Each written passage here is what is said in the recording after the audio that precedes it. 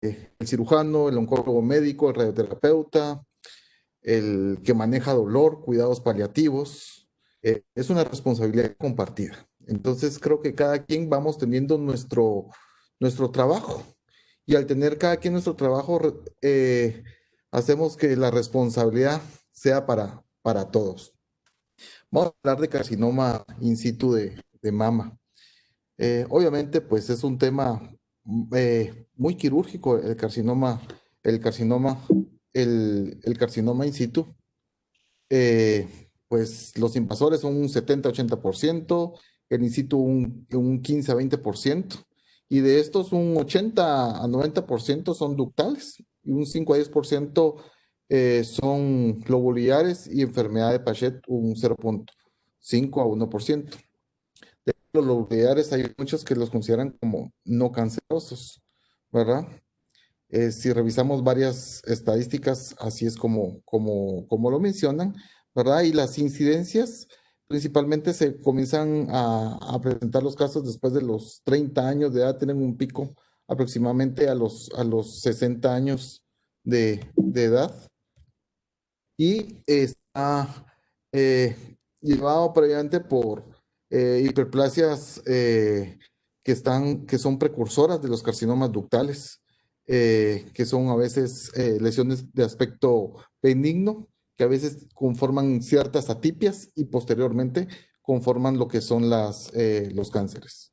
Y obviamente, pues tiene prácticamente los mismos factores de riesgo que un cáncer de mama, la terapia de reemplazo hormonal, ingesta alcohólica, la dieta rica en grasas, la menopausia tardía, la historia familiar, eh, la patología benigna previa a esta sí, pues en estos casos es donde aumenta un poquito más, y el antecedente de un cáncer de mama contralateral.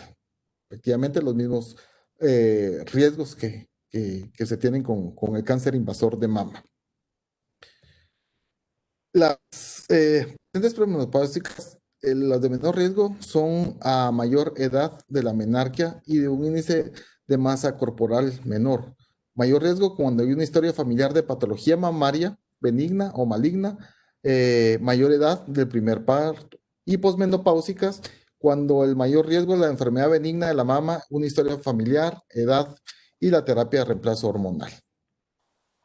Eh, la mamografía, la mastografía ha jugado un rol muy importante en el diagnóstico de este tipo de lesiones, ya que un 76 al 90% presentan microcalcificaciones en las cuales se pueden ver, un 11% hay mucho aumento en la densidad mamaria, y únicamente un 10% de estos pacientes presentan un nódulo. Por eso el tamizaje y el screening con la mamografía es sumamente importante para un diagnóstico precoz de esta enfermedad. Y cuando tenemos nosotros el nódulo, pues está la biopsia por aspiración con aguja fina y el TrueCut. Como son lesiones sólidas, nosotros lo que recomendamos es la biopsia con TrueCut. No utilizamos la biopsia por aspiración con aguja fina, ya que su sensibilidad y especificidad son muy bajas y aparte no podemos tener un material adecuado para hacer estudios de inmunohistoquímica como si es la aguja con corte, la TrueCut. La BAF únicamente la utilizamos para cuando sabemos por ultrasonido que son lesiones quísticas y para extracción de algún líquido. Eh, es muy importante para nosotros, los cirujanos, el que cuando se haga una biopsia se haga guiada por el ultrasonido, sea TrueCut o por biopsia por aspiración. Si no lo hacemos nosotros con el radiólogo ahí, sí informar a ese radiólogo dónde debemos de hacer la biopsia.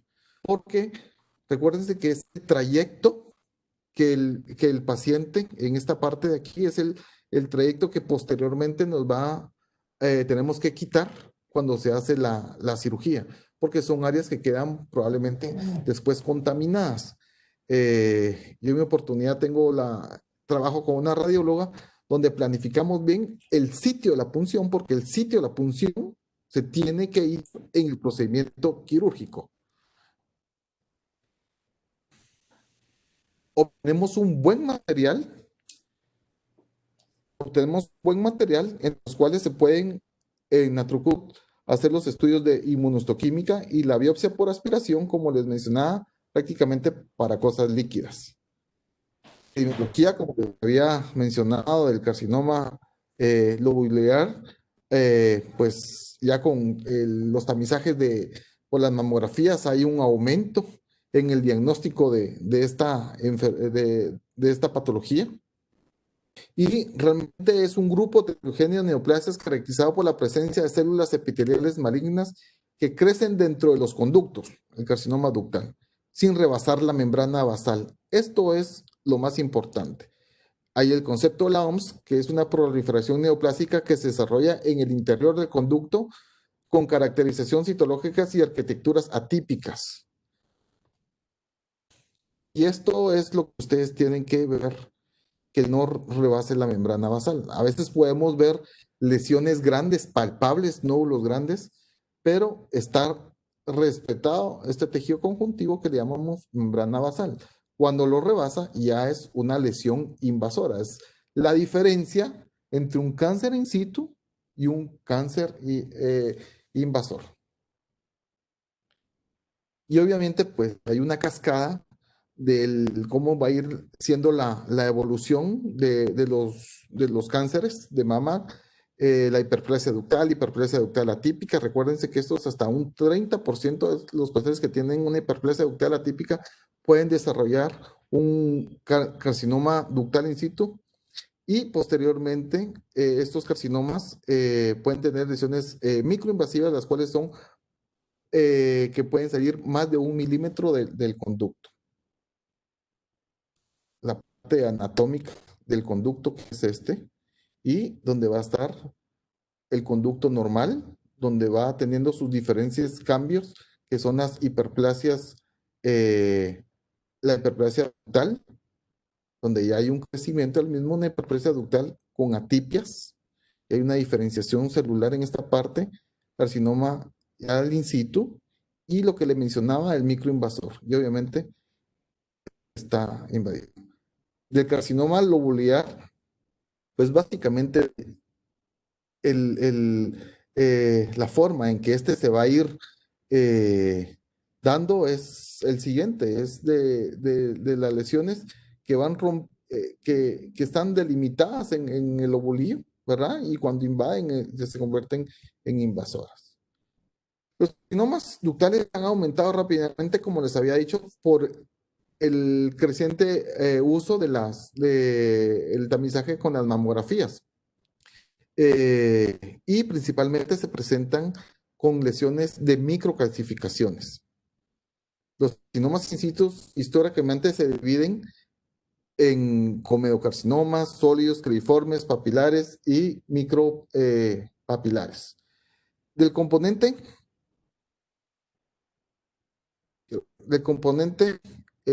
aquí está. Y las alteraciones, la vía oncogénica los de bajo grado, ¿verdad? Los patrones simples genómicos, esos pueden desarrollar algo invasor a 10 a 20 años, cuando tienen un patrón de bajo grado, pero cuando tienen un patrón de alto grado, en 2 a 5 años pueden tener ya un componente invasivo. Los tipos no comedo pueden presentar grados nucleares que van desde leve a intenso. Las calcificaciones se observan principalmente en asociación con necrosis central, como ustedes pueden ver aquí, pero son más frecuentes cuando existe la secreción intraluminal, cuando hay secreciones en el pezón. Los tipos de cribiformes se observan en espacios intraepiteliales, esto es más que todo desde un punto de vista patológico, ¿verdad? Que nos dan todo ese tipo de la secuenciación de cómo seguir formando. Y la enfermedad de Pachet es una forma de un carcinoma ductal. Se extiende desde los conductos del pezón hasta la piel adyacente del pezón. Estas van rebasando y van saliendo hacia las áreas de la piel, provocando unas escoriaciones Esta es una foto muy representativa de cómo podemos ver una enfermedad de Pachet. Este es el conducto, en el cual están las células que van migrando hacia la parte de la piel. Es muy importante que cuando nosotros tengamos un paciente con enfermedad de Paget, los estudios que tenemos que tener es mamografías y ultrasonidos, porque tenemos que ver si es una enfermedad de Paget que tiene masa o no tiene masa y está únicamente las lesiones cancerosas están únicamente en esta área, en la entrada de los conductos. Entonces, técnicamente es una de las cosas que podemos dividir entre hacer algo conservador, hacer algo radical. Cuando hay microinfiltración, ¿verdad? Se reconoce que, como les había mencionado, las células tumorales en el conducto salen de 0.1 milímetro de tamaño que infiltran el estroma. Están principalmente asociados a lo que es el comedo. Las lesiones de comedo representan entre el 38 al 72% de los pacientes y tienen un peor pronóstico. Las células atípicas presentan necrosis en esas áreas. Y esta es la morfología histológica en la cual podemos ver la forma de presentación. Por lo general, a veces esto es algo que ni mira el oncólogo médico ni el cirujano, sino es el reporte que nos da el patólogo. Pero tenemos que tener el concepto porque en base a eso es que nosotros tomamos nuestras estrategias para el tratamiento de los pacientes.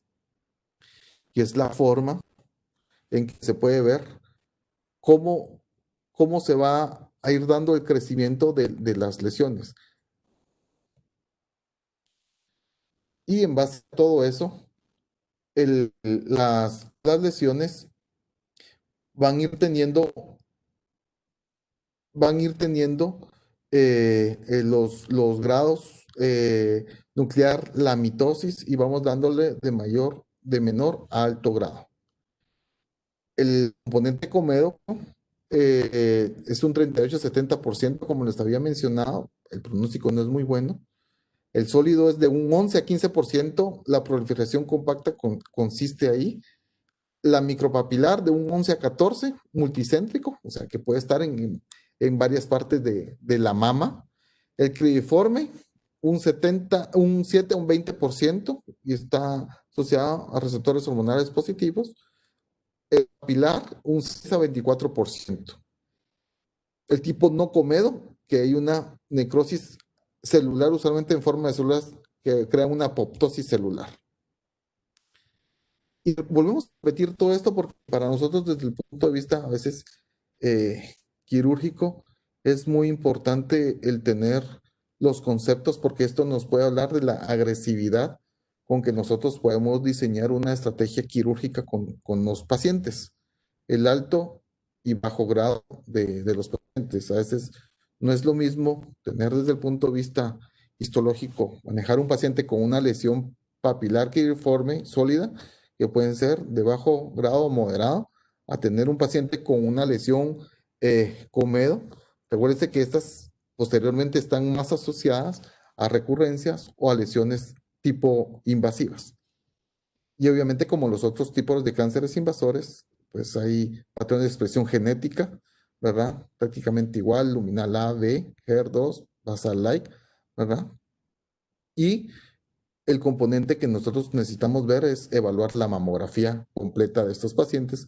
Recuérdense que en estos pacientes el componente de microcalcificaciones es muy importante porque la multicentricidad en muchos casos puede llegar hasta un 60% de los pacientes.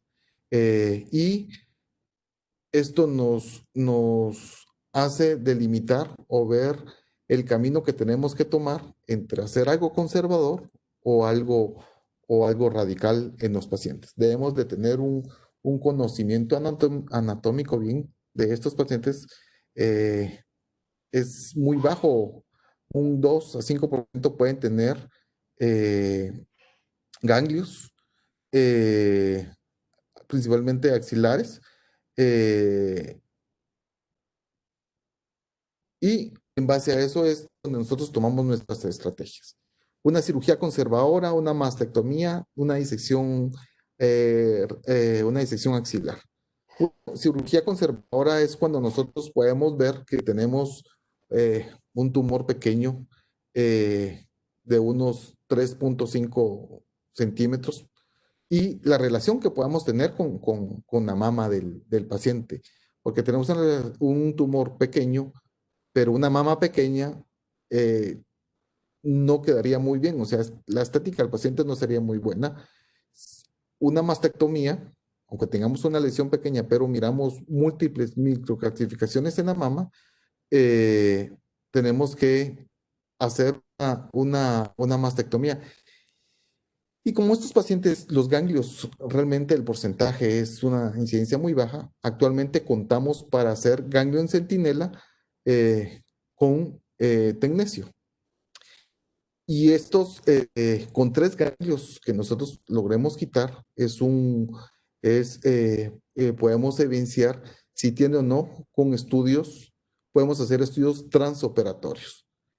Recordemos siempre que cuando le ofrezcamos a un paciente una cirugía conservadora, siempre en estos pacientes debemos de tener presente que el paciente tiene la capacidad de recibir radioterapia o tener estas indicaciones.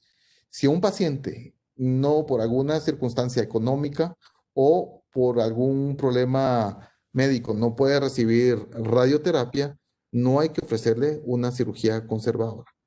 Eh, Muchos de estos pacientes, el 80-90% a veces pueden ser hormonopositivos y pueden tener una respuesta a la hormonoterapia adecuada. Como les mencionaba, la lumpectomía, una resección amplia, más radioterapia, la mastectomía con o sin ganglios centinela y la lumpectomía sin cirugía linfática. Pero es controversial a veces cuando nosotros manejamos estos pacientes, cuando hay lesiones que son pequeñas. El manejo de los márgenes, cuando queremos hacer una cirugía conservadora, eh, los márgenes ser por menos de 1 centímetro,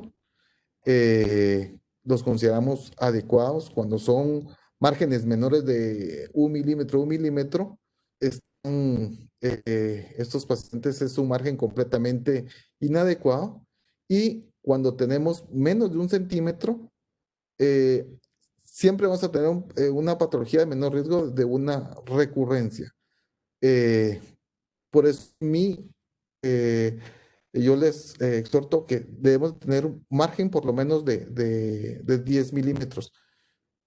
Esto es lo que siempre en nuestros cursos de cirugía es muy controvertido, ¿verdad? Porque muchas personas presentan sus estadísticas de márgenes y no se logra como un consenso de todo. Más sin embargo, en experiencia y lo que he podido ver y con las personas que he tratado de hablar, para mí es 1 centímetro. Es lo que yo sugiero, ¿verdad? Estos pacientes, cuando tenemos un paciente que recurre con un carcinoma in situ, recuerde que a veces estos pacientes se recurren no como in situ, sino como invasores, ¿verdad? Y la mastectomía, como les había mencionado, es una enfermedad multicéntrica, la relación mama-tumor, imposibilidad de conseguir márgenes adecuados, microcalcificaciones difusas, deseo de la paciente, imposibilidad para administrar la radioterapia. Ningún paciente que tenga, eh, que vaya a las operaciones, primero debemos ir con una biopsia, trucuto. Y segundo, un paciente, todo paciente que se le va a hacer un procedimiento quirúrgico de la mama por cáncer, debe tener mamografía. Ya, no solo el ultrasonido, porque principalmente en estos pacientes son las microcalcificaciones las que uno puede detectar que esté el cáncer. Obviamente estos pacientes, aquí es cuando ya comenzamos a trabajar en conjunto. eh, es lo mejor para estos pacientes. Muchos de estos pacientes son hormonopositivos y reducen el riesgo hasta un pueden reducir el riesgo de la recurrencia de tener cáncer en ese mismo lado y en la mama ipsilateral. El carcinoma lobular se manifiesta mediante la progresión de uno o más conductos, como les había mencionado, ¿verdad? En este tipo de cánceres, el porcentaje de, de metástasis axilares, de ganglios axilares es muy baja. En muchos casos, el carcinoma lobular in situ lo consideran una enfermedad benigna de la mama. A veces las dejan en observación o les ofrecen eh, por los antecedentes previos, cirugías. La mayoría de estos precursores no tienen signos clínicos o mamográficos. A veces es difícil encontrar una tumoración en este tipo de tumores. Y como les mencionaba, desde el punto de vista quirúrgico, tenemos que diseñar cuando queremos hacer una cirugía conservadora para tener resultados estéticos adecuados, como en este caso, hacer el ganglio en centinela. Esto nos reduce la morbilidad de la axila y tenemos más exactitud en tomar los primeros relevos ganglionares que estén afectados por el cáncer. Hay un concepto nuevo que es la cirugía oncoplástica de mama. Eh, bueno, no tan nuevo, ya lleva su tiempo. Eh, Tuve la oportunidad el año pasado de estar 2 meses en España, en La Coruña, las técnicas quirúrgicas que se utilizan no son las del cirujano plástico. El cirujano plástico lo que hace es quita la mama, pone un implante, se hace una resección de abdomen y se hace un tram, un colgajo, no. La cirugía oncoplástica que nosotros hacemos los cirujanos plásticos es hacer resecciones amplias de los tumores, preservando la estética del paciente, preservando la estética del paciente. Ese es el concepto que tenemos de cirugía oncoplástica, cirugía oncoplástica. Y hay obviamente muchas técnicas, hay muchas técnicas quirúrgicas, dependiendo el sitio y localización anatómica del tumor. A veces el éxito está en escoger al paciente con la técnica adecuada.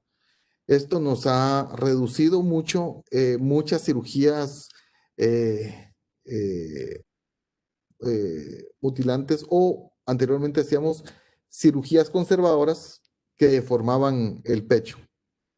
Como ustedes pueden ver, o sea, este tipo de cirugías conservadoras realmente es, como decía esta paciente, ¿verdad? Es un monstruo este pecho que tengo, ¿verdad? Es mejor tener un paciente muy bien mastectomizada que tener una mama prácticamente estéticamente mal. Obviamente, el rol aquí es donde yo ya entro, donde pido ayuda de bateo de mis amigos, los oncólogos médicos, para el manejo de estos pacientes sobre las sobreexpresiones que tengan los HER, los,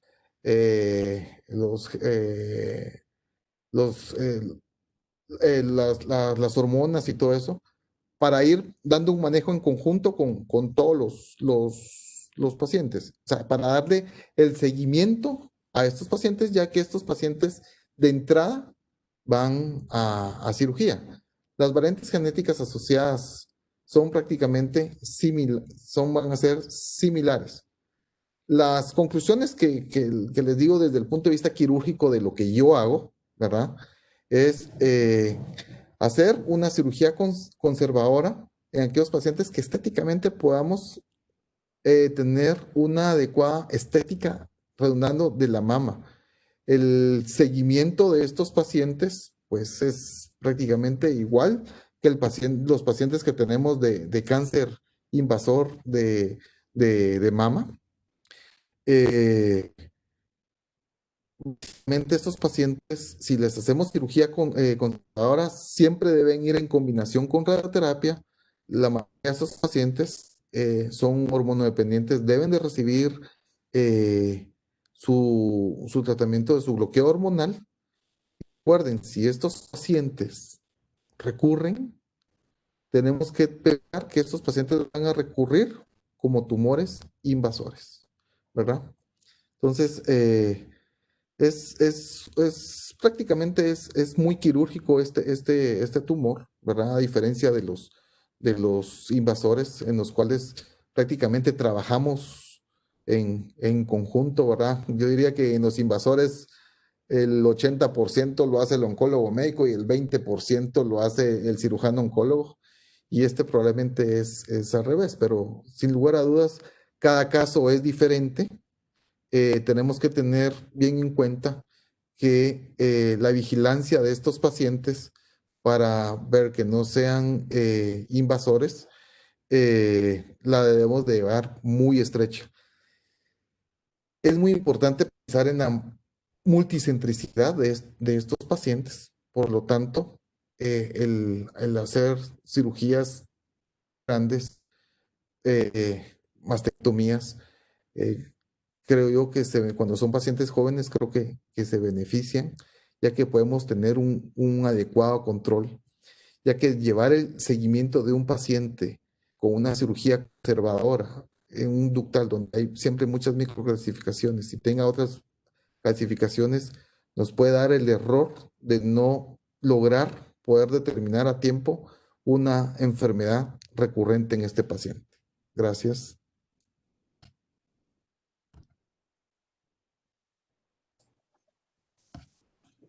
Gracias, Herbert.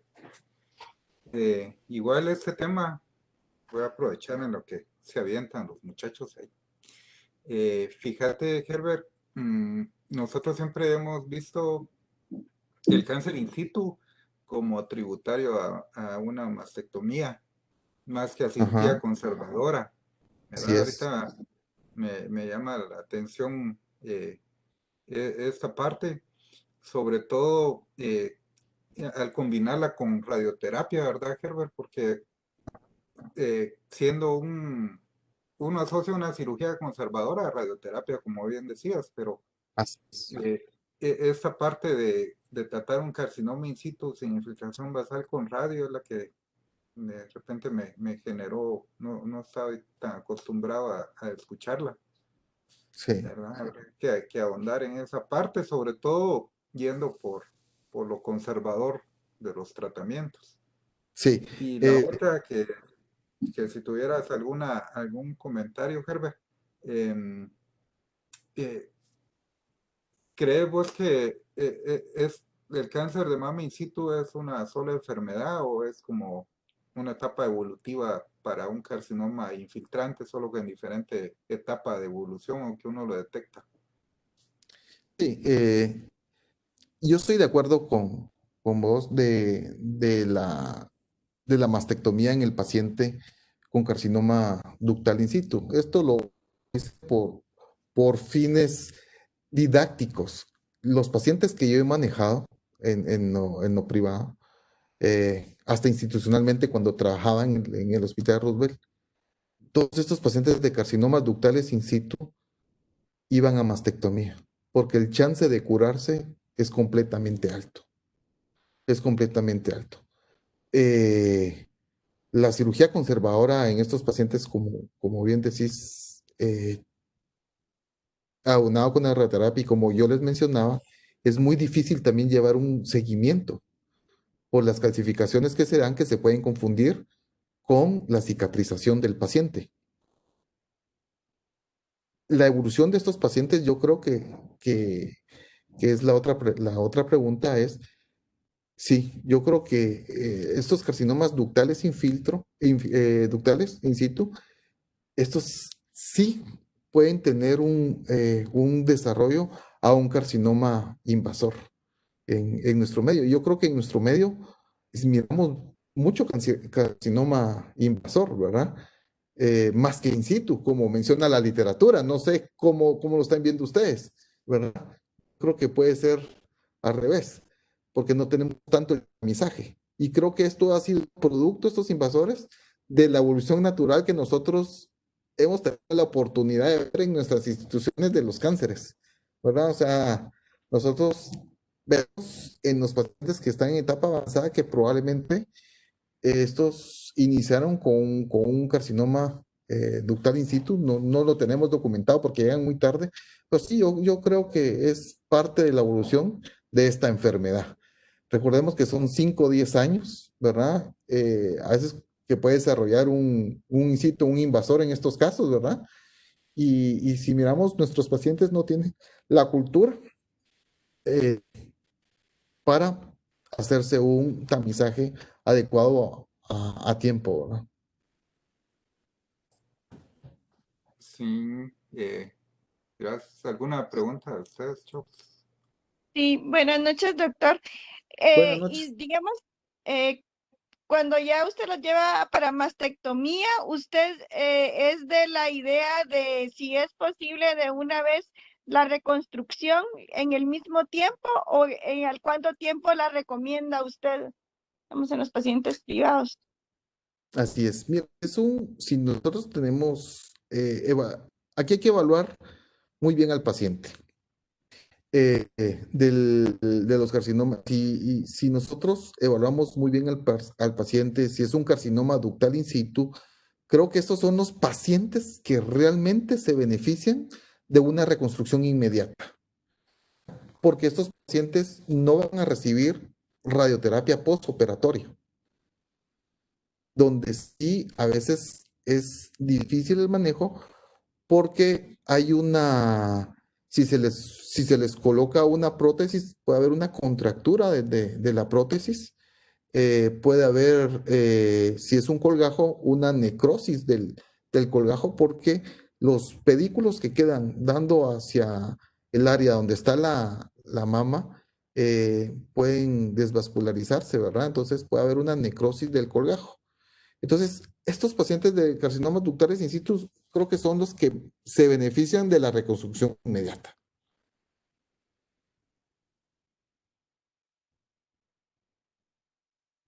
No sé si, Sí, me aclaró mi duda. Gracias. ok, muy bien.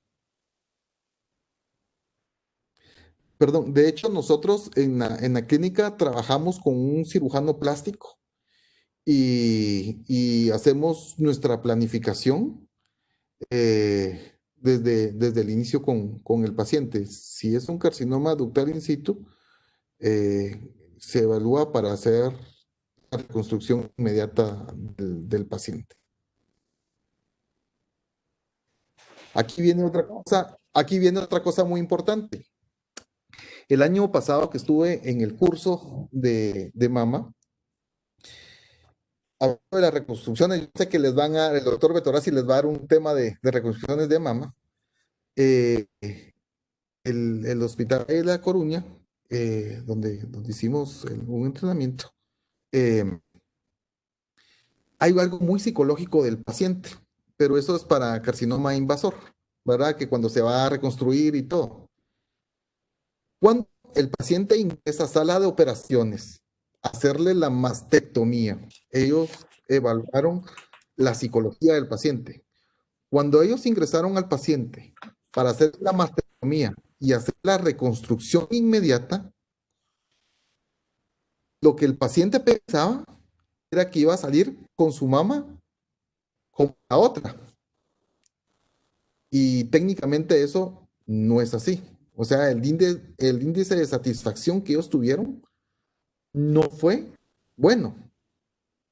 Pero si al paciente lo llevaban en un segundo tiempo, después de terminar su tratamiento, hacerle una reconstrucción y salir con un bulto, aunque no fuera igual que la otra mama, aunque estéticamente no quedara mejor que el paciente que se había reconstruido inmediatamente, su índice de satisfacción fue muy alto.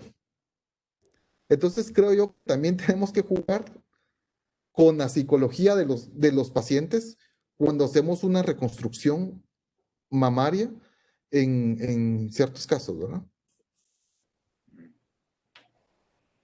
Sí, Claro, y eso vamos. eh, ese concepto también es importante, Herbert.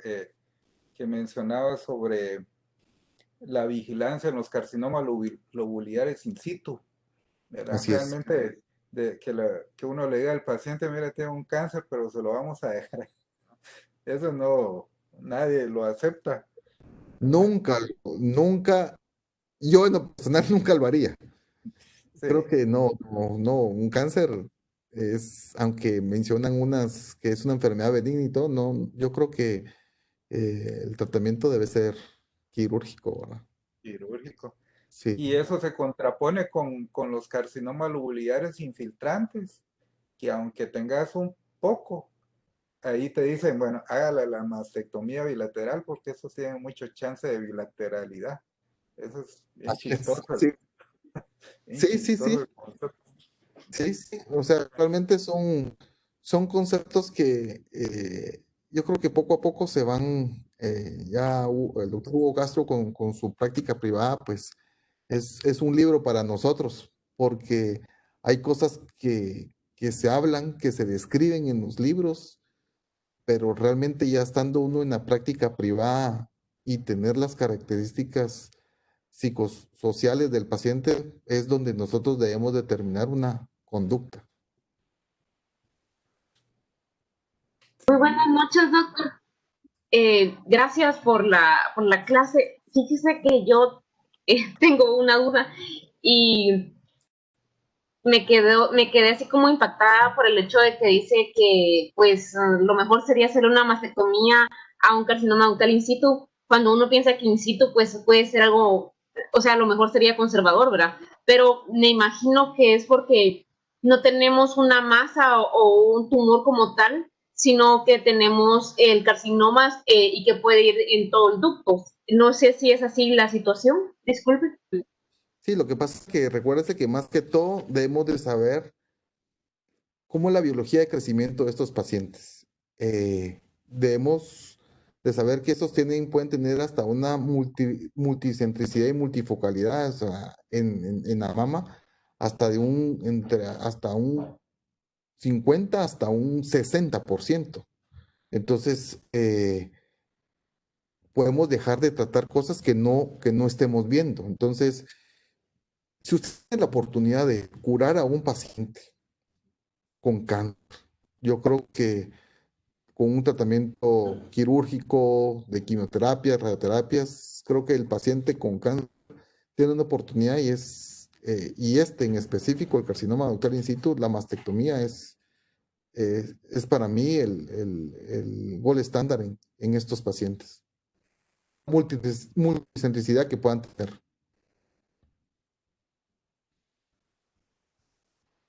Y Muchas recuerdes, gracias, doctor. y Sí. perdón, y recuérdese que a veces no es una masa palpable, sino son lesiones de microcalcificaciones, es donde uno toma la biopsia. Entonces usted tiene a veces como un borde o como un nódulo cuando hay para determinar hasta dónde está su margen. Entonces, con una mastectomía usted tiene un margen adecuado. Una mastectomía no es que el paciente ya es lo último, lo peor, sino es al contrario, es donde tenemos el margen adecuado para poder quitarle la enfermedad a esta paciente. Y es una enfermedad localizada. El índice de ganglios que puedan estar comprometidos es muy bajo. Entonces, con un tratamiento radical localizado, podemos tener un control completo de la enfermedad. Pues sí, muchísimas gracias y sí, quedé sin dudas. Ok.